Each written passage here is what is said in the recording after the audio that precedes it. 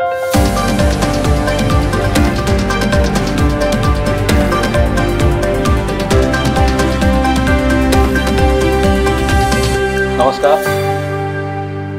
आजच्या आपल्या सभेचे अध्यक्ष आचार्य विवेकराव गोखले, आजचे उत्सवमूर्ती, ज्यांच्या वाढदिवसानिमित्त आज आपण इथे हा कार्यक्रम आयोजित केलेला आहे, ते आमचे न्याययुद्धाचे प्रणेते दिलीपजी.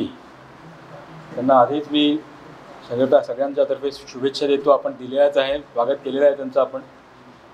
आणि इथे उपस्थित असलेले आपण सर्व विद्वज्जन, आजच्या सभेचा हा विषय आहे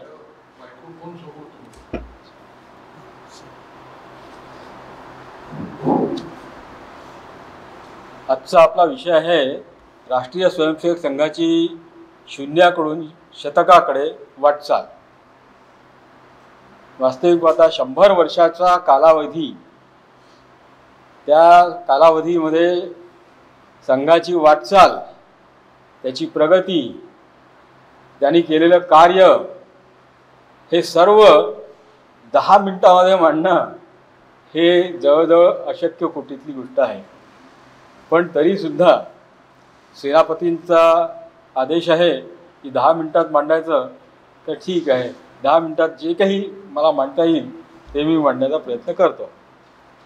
तर संघाच्या शून्याकडून शतकाकडे झालेल्या वाटचालीवर एक कटाक्ष टाकल्यानंतर त्याचं वर्णन जर करायचं झालं संघाचं, तर एक अतिशय सुंदर संस्कृत सुभाषित आहे. त्या सुभाषिताने याचं वर्णन करता येईल. सुभाषितकार म्हणतात, नाभिषेकोन संस्कारः सिंहस्य क्रियते वने. नाभिषेकोन संस्कारः सिंहस्य क्रियते वने विक्रमार्जित राज्यस्य स्वयमेव मृगेंद्रता. म्हणजे संघाने हे आपलं जे स्थान आज या देशामध्ये प्राप्त केलेलं आहे, जगात प्राप्त केलेलं आहे. आज संघ ही केवळ भारतातली नाही, तर संपूर्ण जगातली सर्वात मोठी गैरशासकीय समाजसेवी संस्था आहे. आणि हे स्थान संघाने जे प्राप्त केलेलं आहे, हे त्याच्या स्वतःच्या कर्तृत्वानी, पराक्रमाने हे केलेलं आहे, मिळवलेलं आहे. आणि सिंह ज्याप्रमाणे एक खूप सुंदर शब्द आहे आपल्या मराठी भाषेमध्ये, त्याला म्हणतात सिंहावलोकन. सिंह हा असा एक प्राणी आहे की जो एक विशिष्ट एक चालल्यानंतर आपण कुठवर आलो हे पाहण्याकरता थोडा मागे वळून पाहतो, आणि त्याला आपण म्हणतो सिंहावलोकन. तर त्याचप्रमाणे आजचा हा जो कार्यक्रम आहे आपला, हा म्हणजे एक प्रकारे संघाच्या कार्याचं सिंहावलोकन आहे, असं आपल्याला म्हणायला हरकत नाही. तर गेल्या 10 मी तर असं म्हणेल की गेल्या म्हणजे काय म्हणतात त्याला, भारतवर्षाचा जो इतिहास आहे, 10,000 वर्षाचा इतिहास समजू आपण, त्या गेल्या 10,000 वर्षाच्या इतिहासामध्ये सुद्धा एकही अशी दुसरी संस्था सापडणार नाही की जिचा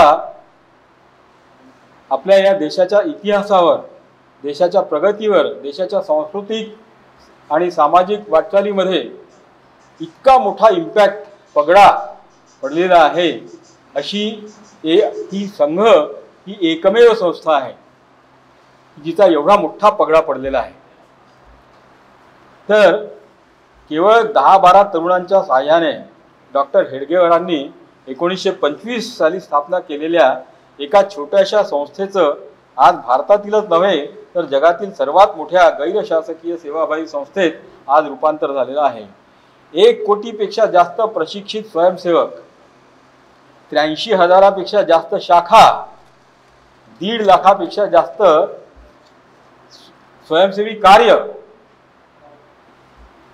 त्यानंतर 80पेक्षा जास्त संलग्न संस्था, रोज दैनंदिन शाखांमध्ये जाणारे असे 55 लाख स्वयंसेवक, आणि केवळ भारतात नाही तर 40 देशांमध्ये पसरलेलं एवढं मोठं अवाढव्य असं हे कार्य, हे संघाचं कार्य, इतका विस्तार संघाचा आज या 100 वर्षामध्ये झालेला आहे.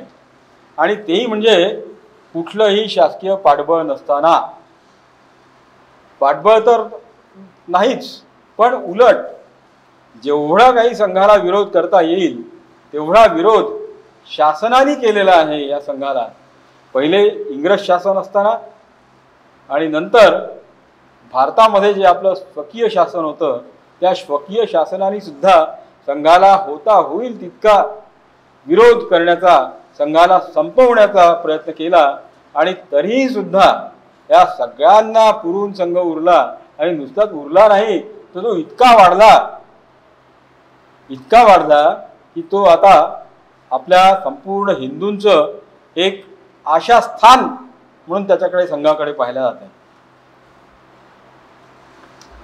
संघाच्या 100 वर्षातील राजकीय आणि सामाजिक यशाचं जर का आपण वर्णन करायचं गेलं तर आज देशातल्या संपूर्ण देशावर गेल्या 15 वर्ष या 75 वर्ष स्वातंत्र्याला झाले आपल्या, आणि त्या 75 वर्षांपैकी 15 वर्ष हे संघशी संलग्न असलेल्या, म्हणजे संघाशी संबंधित असलेल्या भारतीय जनता पार्टी या पार्टीचं 15 वर्ष जवळपास या देशावर राज्य आहे. त्याचप्रमाणे देशातले 22 राज्य, या 22 राज्यांमध्ये त्यापैकी 15 मुख्यमंत्री आहेत. राष्ट्रपतीपासून, पंतप्रधानापासून, अनेक केंद्रीय मंत्र्यांपासून तर अनेक म्हणजे राज्यातले मंत्री झाले, गव्हर्नर झाले राज्यातले, असे अनेक मोठमोठे जे हे आहेत शासनातले, ते संघाचेच सगळे स्वयंसेवक आहेत. नंतर हे झालं शासकीय स्तरावरचं कार्य. परंतु संघाने केवळ शासनच केलं किंवा शासकीय याच्यावरच आपला ठसा उमटवला आणि शासकीय याच्यातूनच काम केलं म्हणजे आपल्या भारतीय जनता पार्टीच्याच माध्यमातून कार्य केलेलं आहे असं नाही. ते केवळ एक हिमनगाचं एक टोक आहे असं आपल्याला म्हणता येईल. संघाचं कार्य इतकं विस्तीर्ण, इतकं विशाल आहे की, आणि संघामध्ये इतके एकापेक्षा एक, हिमालयापेक्षा मोठमोठे व्यक्तिमत्व होऊन गेले की ज्यांच्यावर एक चित्रपट किंवा लघुपट करता येईल असे अनेक आपले विवेकानंद स्मारक ज्यांनी निर्माण केलं, असे एकनाथजी रानडे असतील किंवा नानाजी देशमुख असतील, असे एकापेक्षा एक हिमालय इतके मोठमोठे महान असे व्यक्तिमत्व होऊन गेले. तर अशा या संघाची आज आपण वाटचाल जी पाहतो आहे ती अक्षरशः थक्क करून सोडणारी आहे.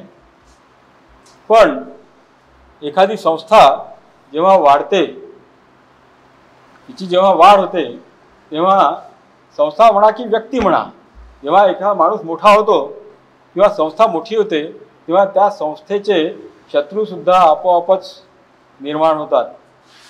एखादं झाड जेव्हा फळांनी लदबदते आणि ज्या झाडाला मधुर आणि रसरशीत फळं लागलेले असतात त्याच झाडावर साधारणतः मुलं दगड मारतात. तर असेच संघावर टीका करणारे आणि संघाचे म्हणजे त्यांना माहिती आहे संघाचं कार्य, पण संघाचं कार्य माहिती असून सुद्धा स्वतःच्या स्वार्थापोटी, ज्यांच्या स्वार्थाच्या आड संघ येतो, कारण संघ आणि स्वार्थ ह्या दोन टोकाच्या गोष्टी आहेत, हे दोन ध्रुव आहेत. संघामध्ये स्वार्थ हा नाहीच, निस्वार्थ भावनेने जो कोणी येईल तोच केवळ संघ कार्य करू शकेल. तर अशा याच्यामध्ये संघावर टीका करणारे सुद्धा लोक आहेत. ते पण म्हणजे असूयेपोटी किंवा गैरसमजातून या टीका होतात. या टीका कोणत्या होतात तर संघ हा संकुचित प्रतिगामी जातीयवादी आहे, संघ मुस्लिम विरोधी आहे, संघाचा स्वातंत्र्य युद्धात कुठलाही सहभाग नव्हता, संघाने तिरंगा ध्वजाला विरोध केला, संघ हा केवळ उच्चवर्णीयांचा आहे, वगैरे वगैरे वगैरे. परंतु यांना आपण वारंवार उत्तरं दिलेली आहेत. फक्त एका याला मी हे करतो, ते म्हणजे इथे विजय त्रिवेदी आणि अतुल लोंढेंचं मागे भाषण झालं होतं, त्यावेळी ते म्हणाले होते की संघामध्ये दलितांना स्थान नाही, केवळ एका उच्चवर्णीयांचंच हे आहे. तर त्यांना सांगायचं हे मला हे आहे की संघामध्ये संघामध्ये जातीचा विचारच होत नाही, सगळ्यात पहिली गोष्ट ही आहे. आणि दुसरी गोष्ट म्हणजे जर त्या संघामध्ये तेवढ्या प्रमाणात ते लोक जर आले आणि संघ जर त्यांनी आत्मसात केला तरच ते संघाचे पदाधिकारी होऊ शकतील ना. तुम्ही जर संघात येणारच नाही, संघ आत्मसातच करणार नाही आणि केवळ पद, संघ काही पद देण्याकरता किंवा स्वार्थ साधण्याकरता नाहीच आहे. तर म्हणून तर त्यांना उत्तर हेच आहे की संघामध्ये येऊन संघ कार्य जर त्यांनी केलं, संघ आत्मसात केला तर पुढे म्हणजे प्रत्येक, तुम्ही कोणताही भारतातला कोणताही पक्ष घ्या, काँग्रेस घ्या, कम्युनिस्ट घ्या, हे घ्या, सगळ्या कोणताही पक्ष घ्या, त्याच्यामध्ये उच्चवर्णीय जे आहेत त्यांचीच सुरुवातीच्या काळामध्ये तेच वर्चस्व त्यांचं दिसून येईल.